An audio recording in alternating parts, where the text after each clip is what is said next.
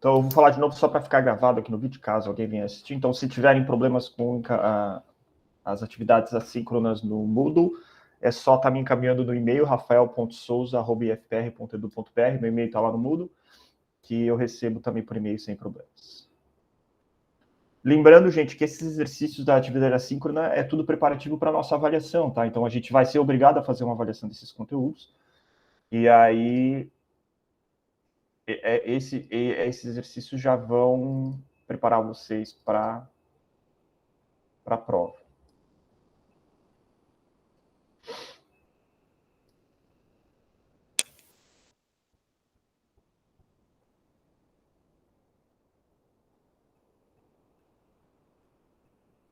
Beleza, todo mundo consegue ver, né?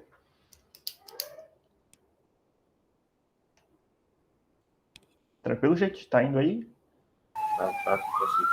Beleza. Vamos lá, então.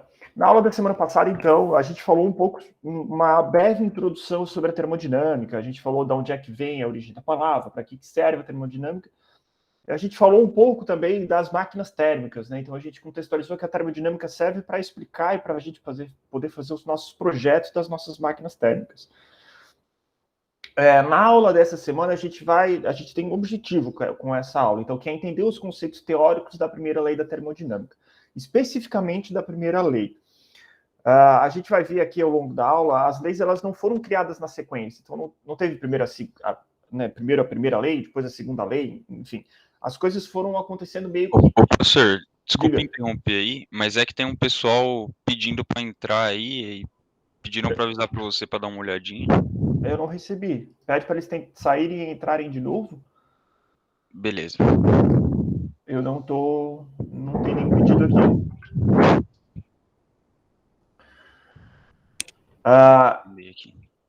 Manda mensagem lá para eles, para eles fecharem a aba e apertarem de novo, porque não sei, não tem nenhum pedido. Beleza. Então, é entender esses conceitos teóricos da primeira lei. Ó, agora apareceu uma pessoa.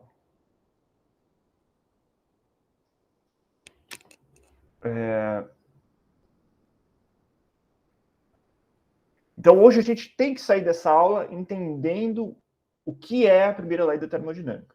Antes de a gente entrar a fundo na primeira lei, a gente vai conversar sobre a lei zero da termodinâmica. Então, como eu falei, as leis da termodinâmica elas não foram criadas em sequência, elas foram fruto da observação. Lembra que eu expliquei na última aula que termodinâmica vem da levantamento experimental. Essa área de estudo chamada termodinâmica, ela veio a partir de experimentos que foram feitos. Esses experimentos, então, se lá o cientista ele conduz um experimento, esse experimento se repete indefinidas vezes, todas as vezes obtendo o mesmo resultado, a gente pode dizer que isso é uma lei, a lei da termodinâmica. Então, no caso aqui, é a primeira lei da termodinâmica. Ah, professor, mas por que é uma lei da termodinâmica? Veio a partir lá de uma dedução matemática, que daí a gente chegou na primeira lei? Não, é justamente o inverso. A gente observou que o universo funciona dessa forma, e simples assim. Então, se o universo funciona dessa forma, a gente chama isso de uma lei da termodinâmica, no caso, né? Ou poderia ser uma lei de qualquer outro fenômeno físico. E a gente utiliza os cálculos, então, para a gente conseguir projetar os nossos sistemas. Então, a partir dessas observações, a gente consegue usar a matemática para modelar os nossos sistemas. Uma parte muito importante da termodinâmica são as nossas tabelas termodinâmicas. Eu acredito que a gente não vai ter tempo nessa disciplina para entrar a fundo ou sequer ver essas tabelas.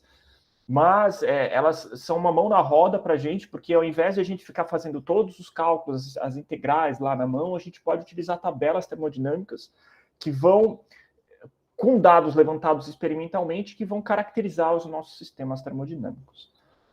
Então, na aula passada, a gente falou que termodinâmica é definida como uma ciência lá que vai tratar do calor e do trabalho, e as propriedades das substâncias relacionadas a calor e trabalho. Então, sempre que a gente está trabalhando aqui com termodinâmica, nessa disciplina aqui, a gente está falando em calor e trabalho e como é que eles estão relacionados entre si.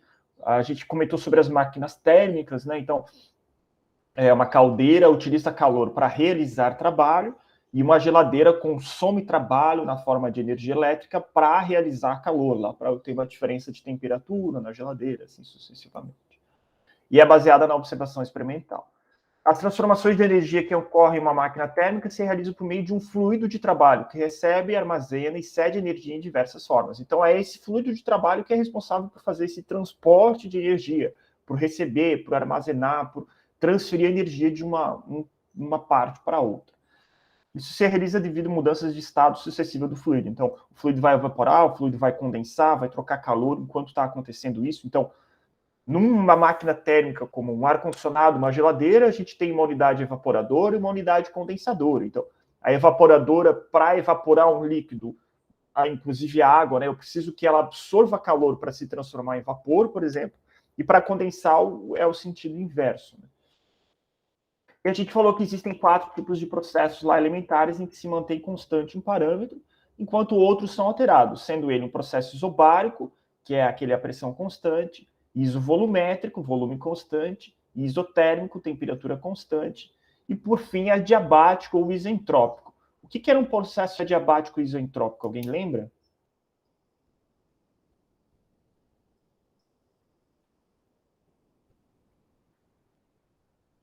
Ninguém, gente? Eu posso chutar, eu acho que o adiabático ele não trocava calor com o meio externo. Exatamente. E qual que era o exemplo que eu dei de um processo adiabático que a gente vê no dia a dia?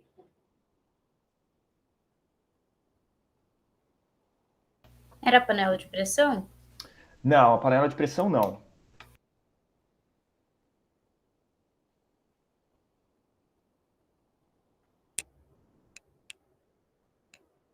Panela de pressão a gente pode pensar em um processo isobárico, né? Porque depois que ela pega a pressão dela não muda, né? Então, ela mantém uma pressão constante e a temperatura de cozimento dos alimentos sobe. Ao invés de a água evaporar a 100 graus, vai evaporar a 112, por exemplo. Então, está mais quente ali, eu cozinho um alimento mais rápido. Mas tem um outro processo adiabático que eu falei que é muito comum, que todo mundo já sentiu no próprio corpo até. Vamos ver se eu ia ler. Ninguém, gente? É o desodorante. Lembra o desodorante spray? Chacoalha o desodorante, ele já fica frio, né? Mas isso é devido a um outro processo. Quando tu aperta o desodorante, a gente sente o próprio corpo do desodorante esfriando. Então, isso ali é uma expansão adiabática, que não está trocando calor com o ambiente, né? Apesar de que o líquido está sendo resfriado. Né? Então, nesse processo em que o desodorante passa de uma alta pressão que está dentro da latinha de desodorante para o meu ambiente ali, tem uma diferença de pressão muito grande. E isso faz com que caia muito a temperatura. E aí até eu expliquei que uma geladeira é como se fosse uma latinha de desodorante infinita, né? Em que o gás, depois que ele expande, vira um gás, ele passa por um compressor, num sistema fechado, claro. Aí ele é pressurizado novamente, vira líquido novamente e retorna para o meu sistema. Esse é uma das coisas do porquê não se joga uma latinha de desodorante no fogo, por exemplo. Ela vai explodir, né? Ela tem muita pressão dentro. E, por fim, a gente pode calcular o trabalho pela integral, né, da pressão pela variação do volume. Então, volume final menos volume inicial. Tinha um exercício lá para vocês fazerem, bastante simples, né? Era um polinômio aqui, então era só integrar lá e fazer a variação. Foi bastante simples aquele exercício. Mas hoje a gente vai começar, então, falando da primeira lei, mas antes de chegar na primeira lei, eu vou apresentar a lei zero.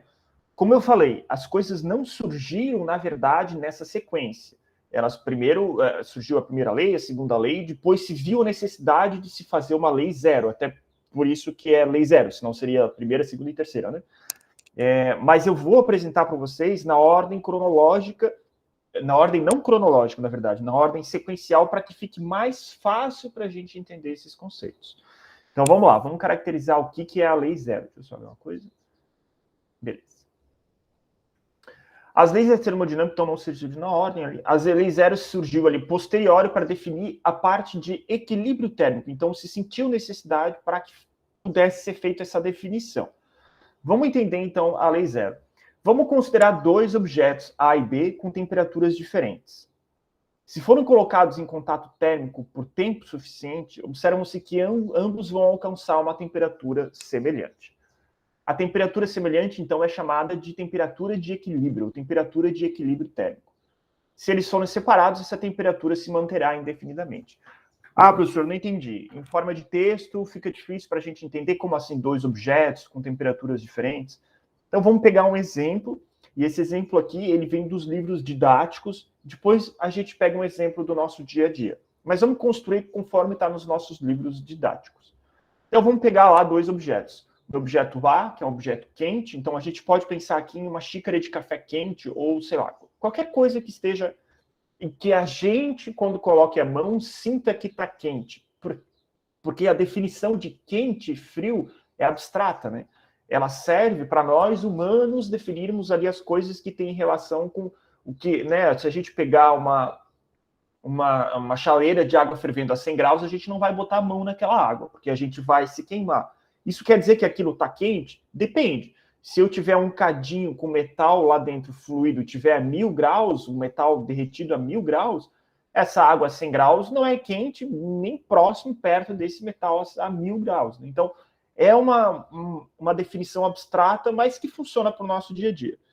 Então, vamos pegar dois corpos, um corpo quente e um corpo frio. Então, tem o corpo A que está quente e o corpo B que está frio.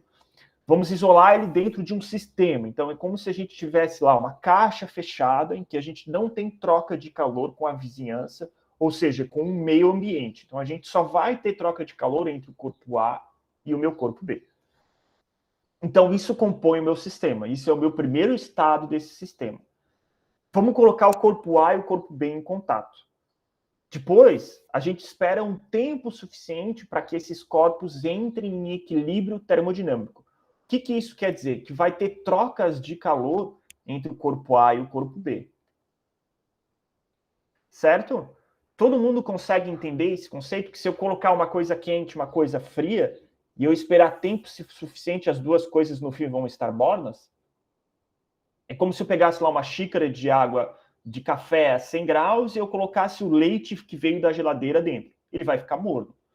Todo mundo consegue entender esse conceito? Alguém tem alguma dificuldade de entender esse conceito? Então, se fosse pensando em uma xícara de café quente e o leite frio, ele vai ficar morno aqui no meu estado 3. E se eu conseguisse separar o café do leite novamente, eles vão continuar mornos. Para a gente olhar isso hoje, a gente olha e pensa, professor, isso é óbvio, é claro que isso vai acontecer, é uma coisa meio óbvia o que tu está falando, é até meio ridículo passar isso para a gente como se fosse teoria, como se fosse matéria, e a gente sabe que isso vai acontecer. Sim, mas isso não se sabia antigamente, então foram feitos diversos, e quando eu digo diversos, são diversos experimentos mesmo, para que comprovasse que isso acontecesse. E toda vez isso aconteceu. Então, foi chamado de lei zero da termodinâmica. A lei zero da termodinâmica, inclusive, ela não fala sobre a direção do fluxo. Então, eu não sei se o calor está passando do corpo mais quente para o corpo mais frio espontaneamente ou do mais frio para o mais quente. Não se sabe até aqui exatamente como acontece isso. Na primeira lei também não fala muito sobre direção. Então, é dessa forma que acontece. Todo mundo entendeu esse conceito? Alguém ficou com dúvida? Então, a gente pode pensar aqui o meu tempo igual a 0, sei lá, minutos. E a gente pode pensar aqui tempo aqui final igual a, seja lá, 30 minutos. Então, olhem, aqui eu já tenho alguma coisa que está variando, que é o meu calor em função lá de um tempo.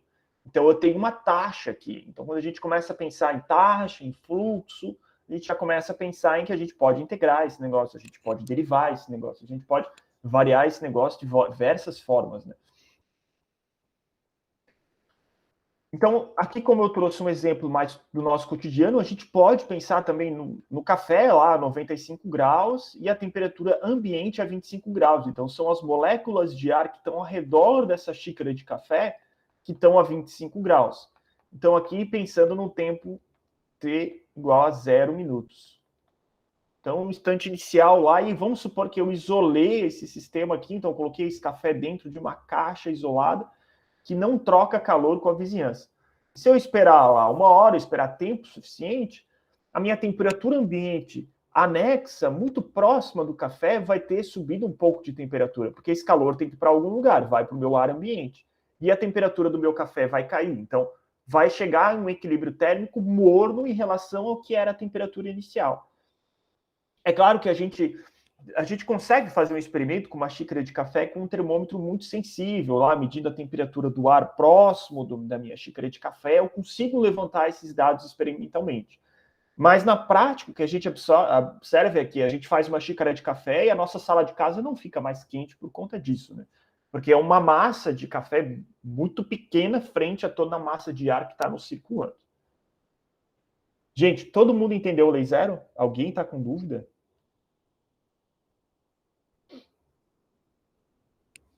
Podem perguntar. Não, beleza, professor. Beleza. É um conceito tranquilo, né? Como eu falei, né? Parece até meio bobo, assim, mas assim que se descobriu que era uma lei, né? A lei zero, ela também comenta sobre um terceiro, se eu tiver um terceiro objeto. Então, se eu tenho dois objetos a uma mesma temperatura, ou se eu tiver um objeto que está na mesma temperatura com uma terceira, e essa terceira está na mesma temperatura com o meu outro objeto. Vamos construir isso. Então, vamos construir essa próxima etapa. Então, vamos pensar de novo no nosso sistema isolado, e eu tenho meus dois objetos, A e B. Eu vou colocar um isolante entre esses dois objetos, A e B. Ou seja, eu não tenho transferência de calor nessa parede aqui. Então, aqui não está trocando de calor entre o meu objeto A e o meu objeto B. Não passa calor de um ponto para outro. Porém, A e B estão isolados entre si. Meu caso, 1. Porém, eu vou colocar aqui embaixo um condutor. Então, vamos pensar que aqui eu posso colocar algo como isopor. E aqui eu vou colocar algo como uma, sei lá, metal ou uma pasta térmica.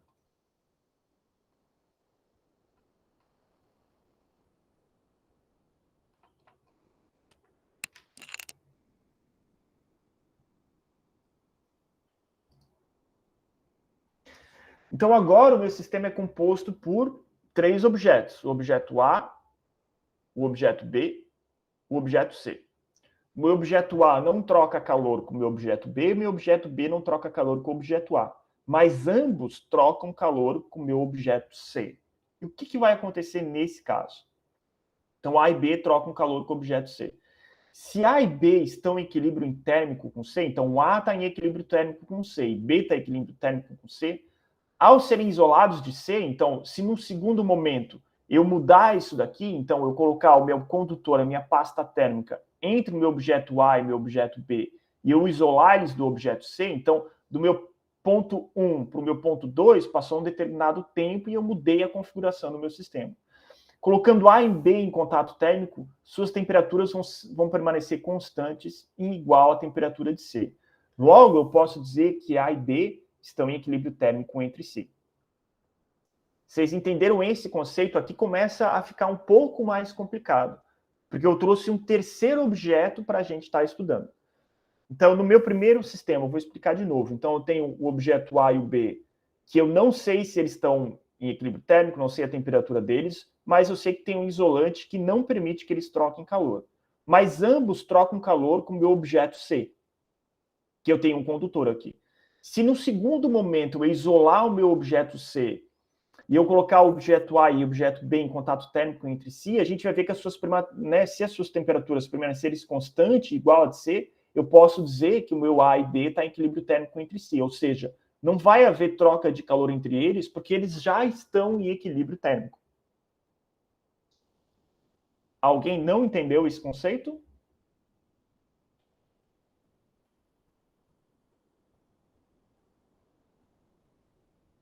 Tranquilo?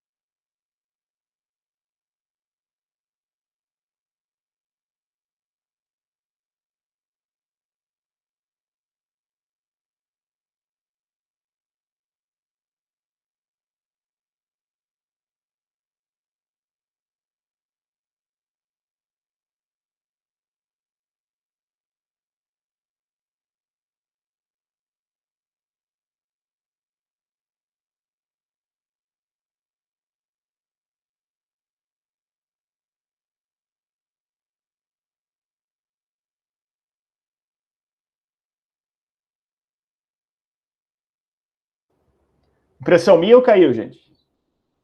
Ah, agora voltou. Rapaz, eu tava lá falando, explicando sozinho. Eu não sei se eu apertei para sair sem querer. Deixa eu ver aqui. Não faço ideia. Vocês viram até onde, gente? Ué, ainda tá gravando, olha que engraçado. Eu vou parar